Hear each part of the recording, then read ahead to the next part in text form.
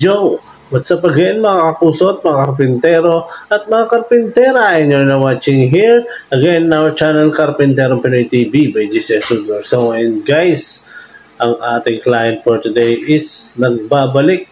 So si Architect Lorraine nga po pala ang ating client na naman. So meron siya sa ating ipapa makeover na kitchen dyan sa Marcelo, Madrid dyan sa may Las Piñas. So ayun guys, punta natin, baka puntahan pa ng iba. Magandahin na natin to. Let's go!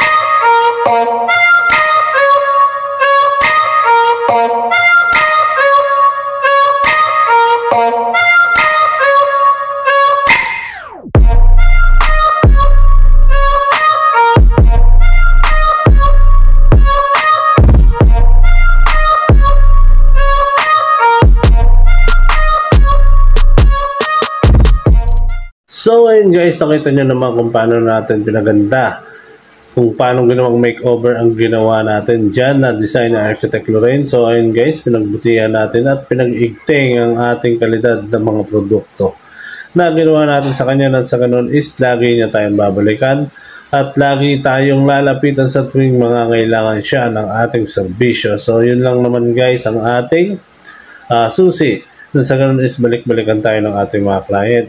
So kailangan natin galingan, kailangan natin pag-usayan, bawat perang pinagkakatiwala ay dapat natin pagkaingatan dahil pinaghihirapan nila yon. So ayun guys, no?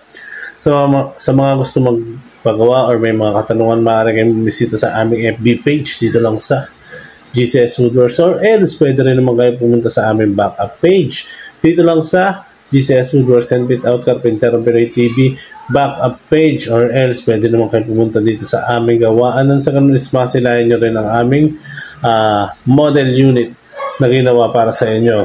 Traceable naman to guys, pwede nyo kaming puntahan or ipin sa Waze. Ito lang sa GCS Woodworks and Fit Out at makakarating kayo dito sakto sa aming lokasyon. So ayun guys, hanggang sa muli, maraming salamat po sa inyo ang patuloy na panonood at patangkilik sa ating mga produkto. So ayun guys, sa mga nais mong paggawa, no, message lang kayo or drop your comment down below. Sa mga hindi po nakakapag-subscribe, no, please like, share, and subscribe. Please click the notification bell below para updated tayo sa mga bagong videos na ilalabas natin. So ayun guys, hanggang sa muli, mabuhay po lahat ng karpintero sa buong mundo at sa lahat ng OFW po. Mabuhay po kayo. Hanggang dito lang. Break it down.